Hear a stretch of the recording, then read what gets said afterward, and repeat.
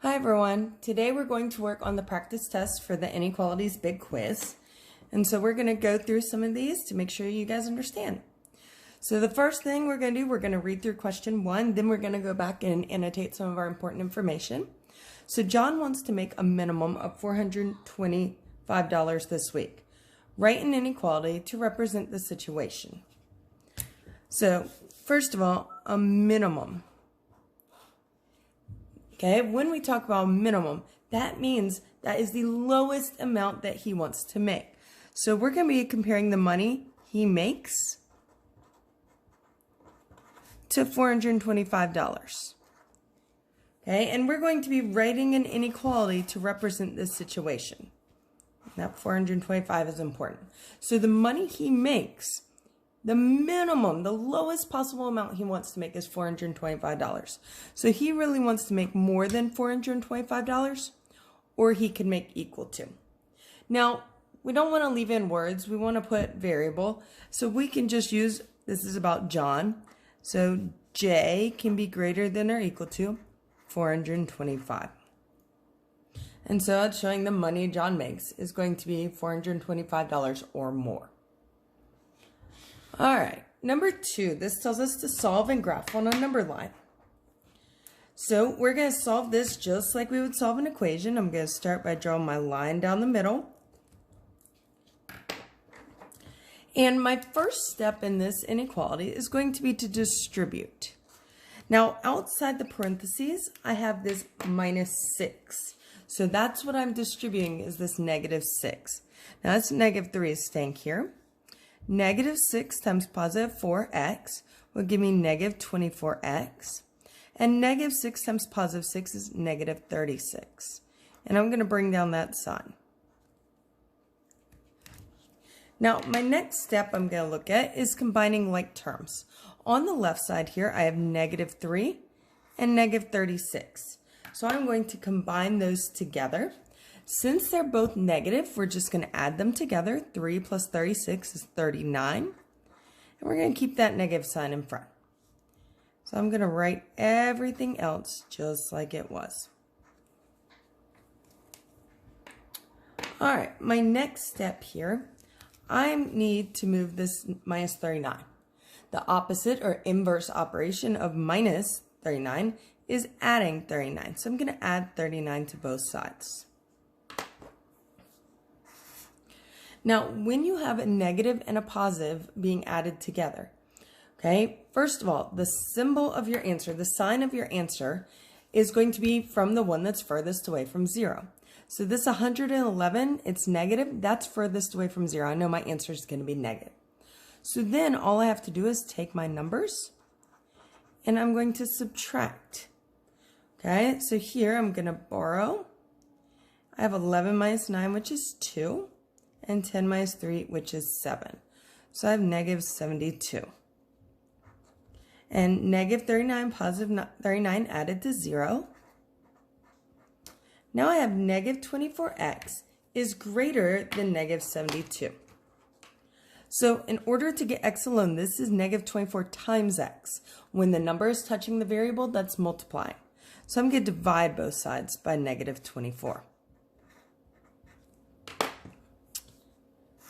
Now, important thing, whenever we multiply or divide by a negative, we always have to flip the sign.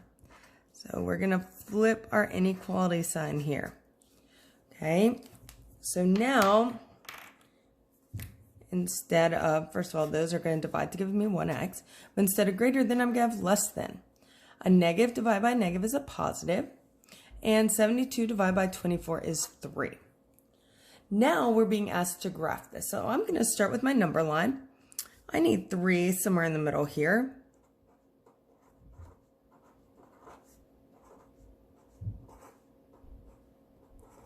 All right, so let's look at some things we know.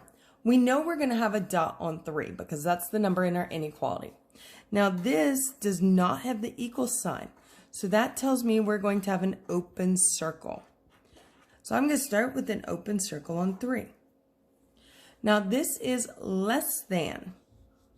Okay, so my number is less than 3, these are all numbers less than 3. They are to the left. So this is what the graph would look like for number 2. So you have 2 parts to the answer, your solution and your graph. Now, number 3 is just another solving inequality problem. So I'm going to draw my line down the middle. This one looks a little easier though. I have 3x minus 4 is less than or equal to 17.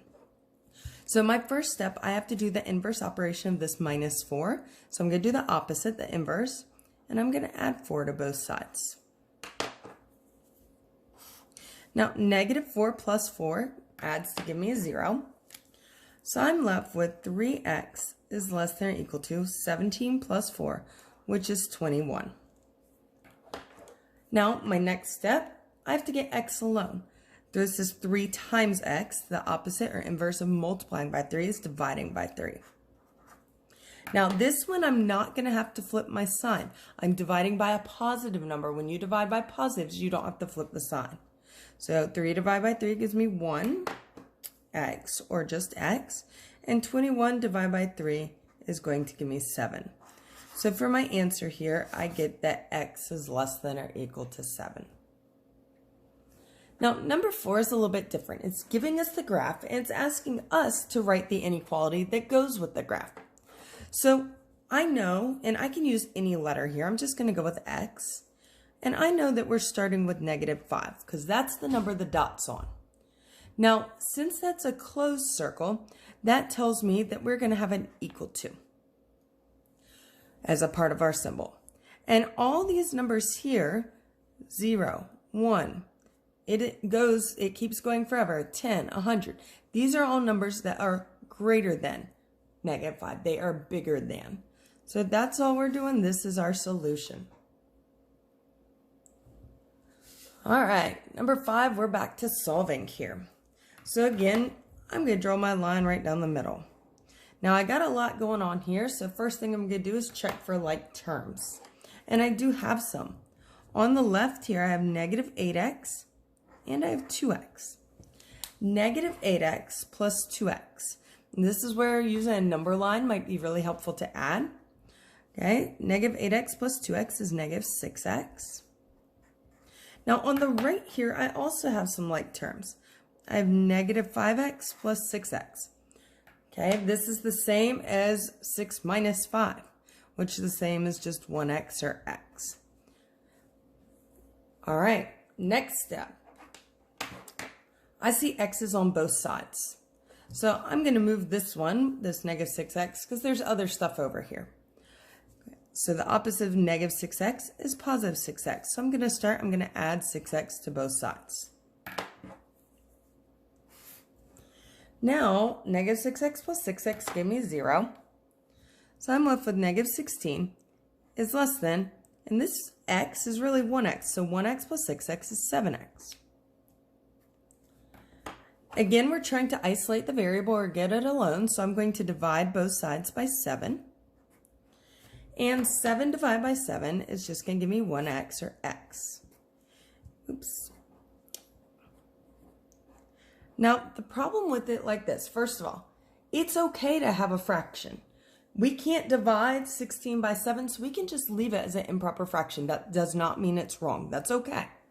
But when you write these, you really want the x to be first, especially when you're graphing, because it can help you figure out which way your line's going to go.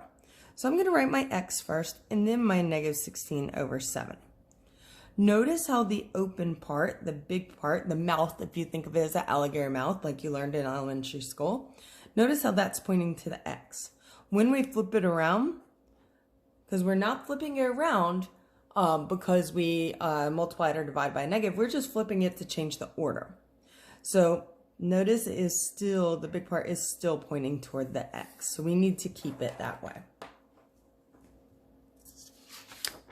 All right, number 6 is another solving inequality problem. So this one, again, I'm drawing my line to begin with, and my first step here is going to be to distribute. So I have my negative 90 is greater than or equal to negative 5 times k, and then negative 5 times negative 3, and negative times negative is a positive. And I want to get k alone, so I'm going to have to move that plus 15. So the opposite of plus 15 is minus 15. And so I have to do that to both sides. Now, when I have two that are both negative, all I do is add them together and keep the negative sign.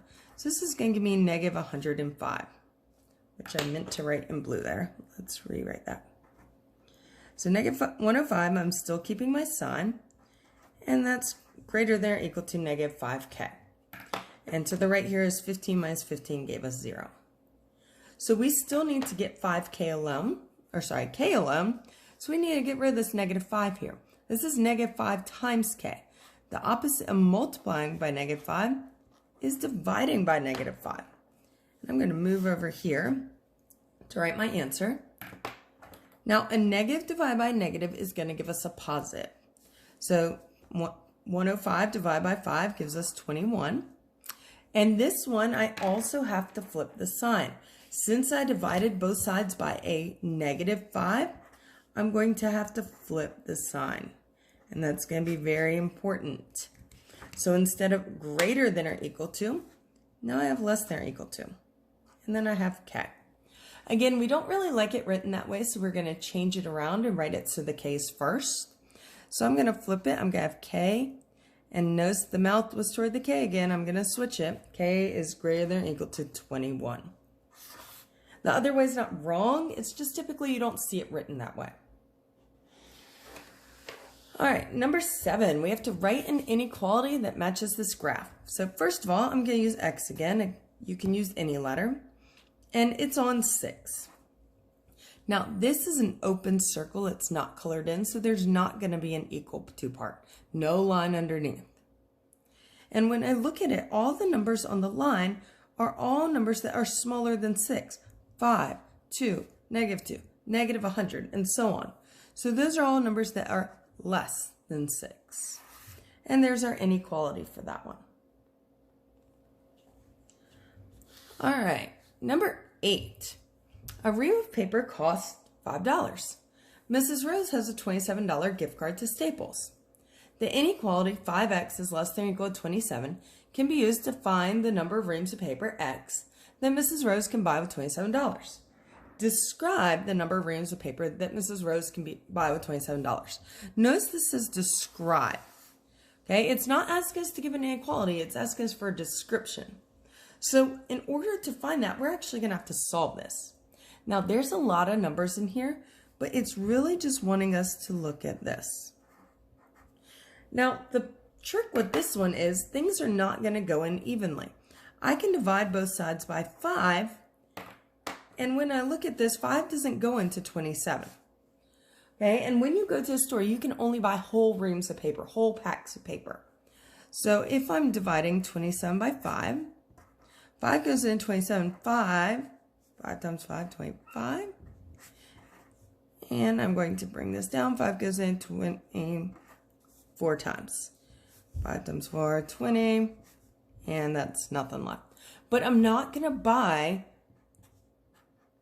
5.4 reams of paper. So really, I need to think about how many whole reams I can buy. So this says x is less than or equal to 5.4. Again, since I'm only buying whole reams of paper, the highest whole number I can buy is 5. Can't buy 6 because I have to buy less than 5.4. So we're going to write that Mrs. Rose can buy 5 reams of paper or less.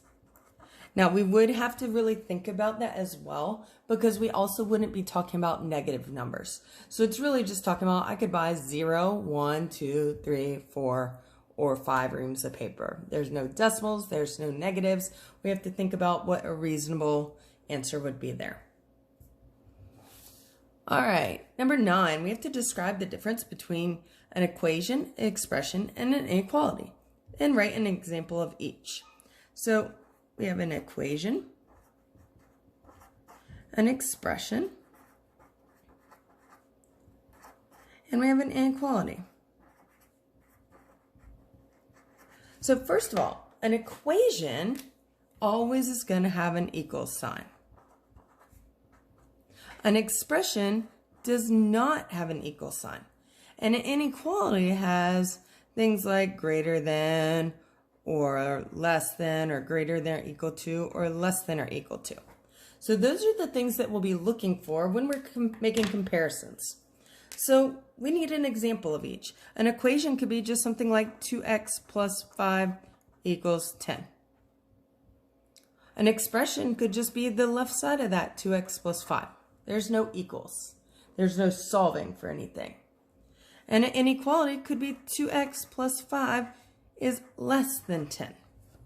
That's just one example of each. You could have so many different examples as well. All right, number 10 here. Mrs. Rose needs at least, oh wait, I'm going to mark that because I think that's important.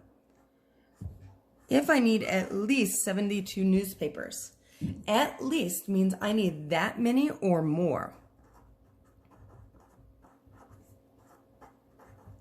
So I need 72 newspapers or more for my class project. I already have 28, so I don't have to worry about that. I'm going to get 5 from each of several local businesses. I need to write an inequality to represent the number of businesses, and it's telling me to use B here, that I'll need to visit to get enough newspapers for the project. So I'm writing an inequality. I need at least 72. So I'm going to write this in words first. Number of newspapers. And we're comparing to 72. Notice this problem doesn't say anything about solving it. I'm just writing an inequality. So I need 72 or more. So number of newspapers should be greater than 72, or it can be equal to. So I already have 28 newspapers. So I'm going to put that in here. That's some I already have.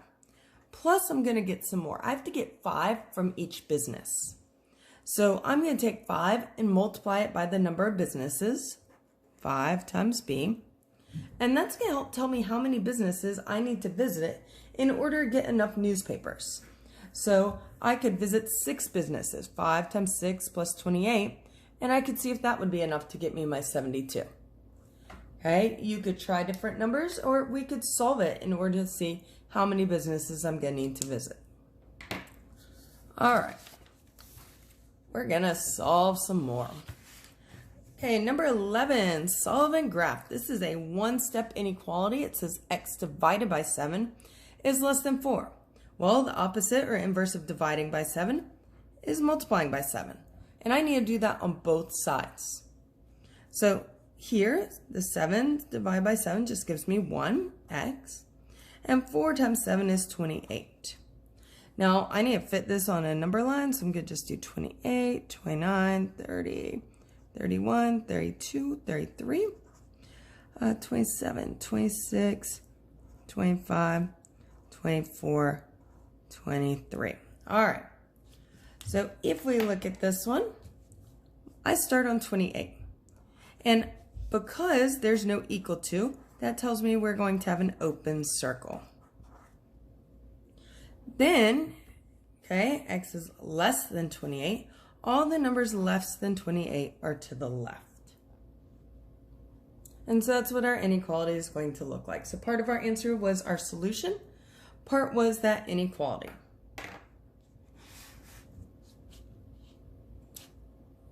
All right, we're going to stop there and take a break and come back with part 2 in just a few minutes.